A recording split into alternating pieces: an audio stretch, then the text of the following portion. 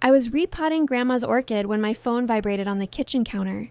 The orchid was delicate, white petals, thin green veins like quiet secrets. It had survived 3 house moves, 1 funeral, and a decade of neglect. I liked that about it. My name is Ava Monroe. I'm 24 years old. People usually describe me as calm, pretty in a way that doesn't ask for permission. Soft voice, steady hands, the kind of girl families trust with keys and passwords. They shouldn't. I was wearing an old gray tank top, soil under my nails, hair pulled back without thought. The house was quiet in that heavy way it gets when truth hasn't arrived yet. The phone buzzed again. I wiped my hands on a towel before picking it up. Mom, we're off to Panama. Took the trust money. Don't freak out. I stared at the screen. No heartbeat spike, no gasp. Just a slow spreading warmth behind my ribs. I smiled. Out loud to an empty kitchen, I said, "Good thing I moved it yesterday." The orchid leaned slightly to the left. I adjusted it, pressed fresh soil around the roots. Mom always hated plants. Said they were too needy. Funny thing to say, coming from a woman who had raised me like an investment account. The trust wasn't hers. It had never been. Grandma Eleanor had made that very clear before she died. Clear enough that she asked me to repeat it back to her while she lay in a hospital bed that smelled like antiseptic and lies.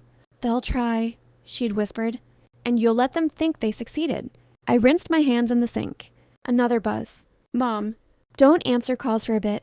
Your stepdad's handling the resort stuff." I imagined them. First-class seats, complimentary champagne. My mother laughing too loudly, pretending this was always the plan. I pictured my stepfather, Richard, already sweating. He always sweated when numbers were involved. I set the phone face down. The orchid pot was heavier now, stable. I carried it to the windowsill, where the light hit just right. Grandma used to say orchids only bloomed when they felt safe. I checked the time. In exactly 6 hours, they would reach the resort. In exactly 6 hours and 12 minutes, they would try to pay. And that was when everything would start to break. Not loudly, not dramatically, but clean, precise, like roots being cut from the wrong soil. I washed my hands slowly, watching the dirt spiral down the drain. Some people think betrayal feels like fire. They're wrong. It feels like clarity. I didn't call her back. That was the first thing that should have tipped her off. I always called back. Growing up, I learned early that silence made my mother nervous. She preferred me reactive, emotional, loud. I gave her nothing. Instead, I opened my laptop and logged into the trust portal. Same password Grandma had made me memorize at 16. Same 2-step verification tied to my phone. Still untouched. The balance stared back at me. Every zero exactly where it should be. I exhaled through my nose. Slow, controlled. The betrayal wasn't the money. It never is. It was the assumption that I was still the little girl who believed adults told the truth because they were adults. That blood meant loyalty. That inheritance meant entitlement. My mother had been skimming for years. Not enough to trigger alerts. Just enough to feel powerful. Designer bags. Girls' weekends. Charity luncheons she never donated to. I'd seen the patterns long before Grandma got sick. Late night whispers. Bank letters redirected. A trust attorney replaced temporarily and never returned. I'd said nothing, because denial is a language families speak fluently. Richard was worse. He came into our lives when I was 19. Smiling, overconfident, always touching my mother's lower back like he was afraid she'd run. He never liked me. Too observant. Too quiet. Too much like Eleanor. Once, after too much wine, he laughed and said, "You know, Ava, you're lucky your grandmother set that trust up. Otherwise, life might have been harder." I remember the way his eyes lingered on me when he said harder, like he was measuring something. I closed the laptop. Outside, a car passed. Somewhere, a dog barked. Normal life continuing while my family boarded a plane funded by money they didn't own.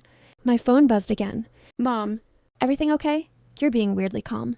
I imagined her typing that. Lip gloss reapplied. Seatbelt sign glowing.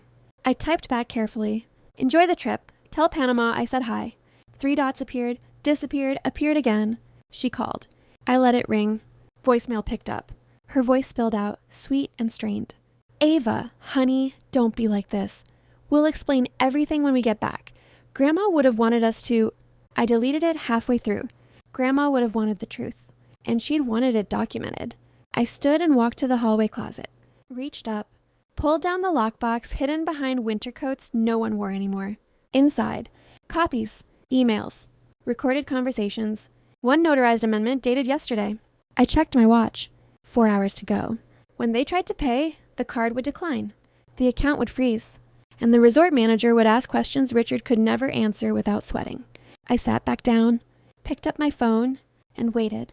The first call came earlier than I expected. Unknown international number. Panama country code. I let it ring twice before answering. Ava, my mother said, too brightly, too fast. Behind her voice, I heard marble floors and the soft echo of a lobby designed to make people feel smaller. Hi, Mom. Pause. That was always my tell. I never said hi when I was scared. We're having a small issue, she said. Nothing serious. I pictured her smile cracking at the edges. Richard's voice cut in, low and tight. The card's not going through. I leaned back against the counter, crossed my ankles. That's strange, I said. It worked yesterday. Another pause. The silence stretched. In it, I imagined the front desk attendant. Polite, curious, waiting. I need you to log in and fix it, my mother said. Now. I closed my eyes. I saw Grandma's hands, veins like blue threads, her ring pressing into my palm as she made me promise. I can't, I said softly. What do you mean you can't? Richard snapped.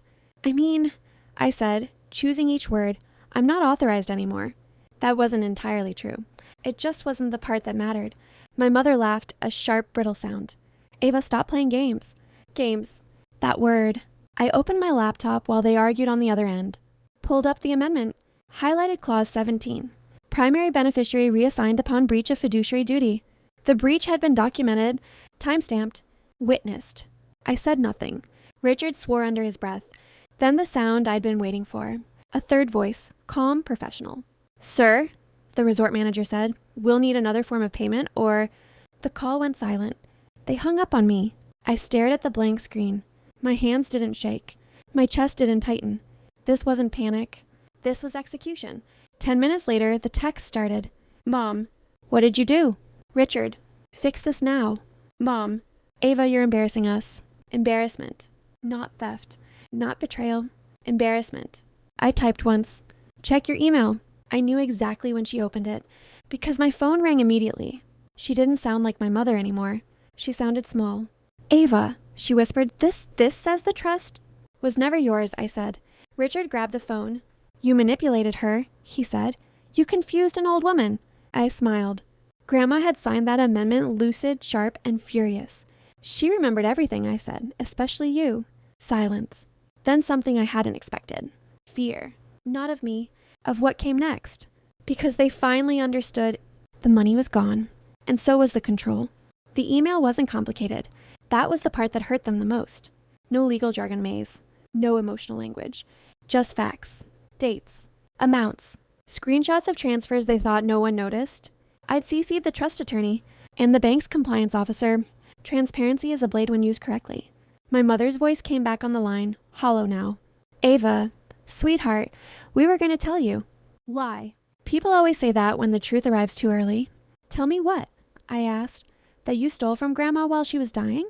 Richard interrupted, breathing hard. You don't understand how things work. That money was just sitting there. I closed my eyes. I remembered Grandma counting pills into her palm, apologizing for needing help to stand, asking me to water the orchid because she might forget tomorrow. It wasn't sitting, I said. It was waiting. For what? My mother asked. For you to prove who you are. Her breath caught. I could hear it. That sharp inhale people take when they realize the story they've told themselves no longer fits. You planned this, she said. Yes. I didn't soften it. There was a sound in the background now. Paper shuffling. A pen dropped. Richard again, quieter, calculating. You think this is over? We can still contest it. I pulled the lockbox closer, opened it. Did you read page 4? I asked. The part where Grandma documented the withdrawals you labeled as consulting fees? Silence. Did you read page 7? I continued, where she described you pressuring her after chemo? My mother whimpered. That sound did something to me. Not pity. Release. Because I finally understood she hadn't protected me because she never planned to. You recorded her? Richard said, disbelief creeping in. No, I said. She recorded you. I let that sit. Grandma had learned late, but she learned fast. Voice memos. Video. Notes signed with shaking hands but a steady mind. Everything backed up. Everything time-stamped. You ruined us, my mother whispered. I leaned forward. No, I said. I stopped you. The line went dead. Minutes passed. Then an email notification. Subject. Trust account status update. Body. Due to confirmed breach of fiduciary duty, All associated accounts have been frozen pending further review. I stared at the screen. This was the moment people expect satisfaction. Joy. Triumph. What I felt was quieter, like a door closing gently behind me. Outside, the orchid caught the afternoon light. Its first bud had opened. They came back 3 days later, not together. That detail mattered. Richard arrived first, suit wrinkled, confidence gone. The man who used to fill rooms now looked like someone who borrowed space and forgot to return it. I didn't invite him in. He stood on the porch, hands open like he was offering peace.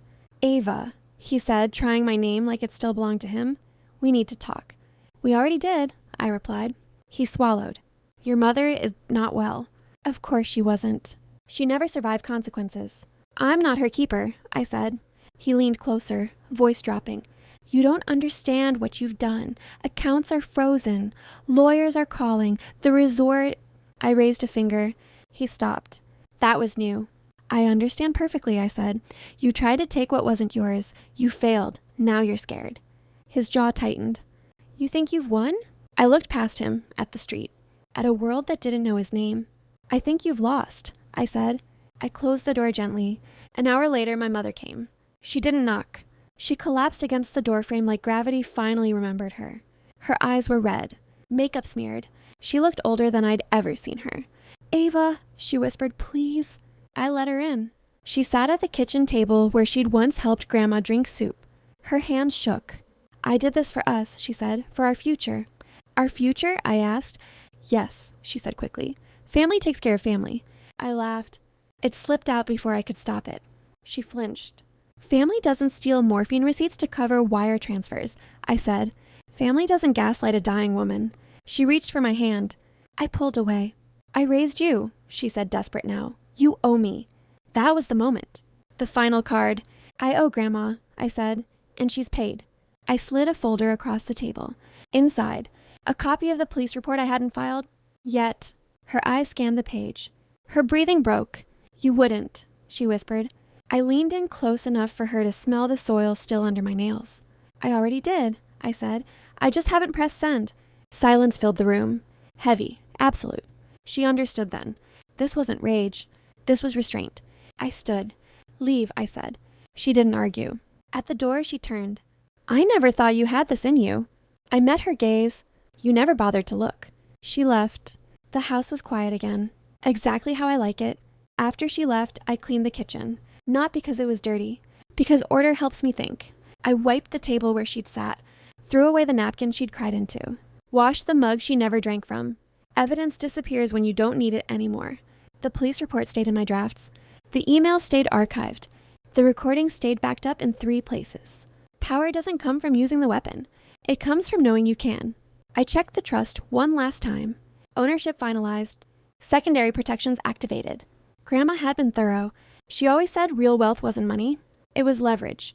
That night, I repotted the orchid again. Bigger pot, better soil. It deserved room to grow. My phone buzzed once more. A message from an unknown number. "You've destroyed your family." I stared at the words. Then I deleted them. Families don't implode because of truth. They implode because of lies that go on too long. I didn't destroy anything. I exposed it. Weeks passed. Richard's name surfaced quietly. Civil investigations, tax issues, professional misunderstandings. My mother stopped calling, stopped trying. People like her only apologize when they think it will be accepted. I never gave her that hope. I moved out of the house 2 months later. Not running, evolving. Smaller place, more light, fewer ghosts. The orchid bloomed fully in spring. White petals, unapologetic. Sometimes I think about the girl I was, the one who believed silence kept the peace. The one who thought being loved meant being useful. She would have been proud of me, not because I won, but because I didn't beg to be chosen. I learned something important through all this. Betrayal doesn't always arrive screaming. Sometimes it texts you from an airport lounge and assumes you're too small to notice. They were wrong. I wasn't angry in the end. I was finished. And that's worse, because anger wants resolution. Detachment doesn't. I watered the orchid one last time before bed, turned off the lights, locked the door. Some people fly to Panama thinking they've escaped consequences. I stayed home and made sure they followed.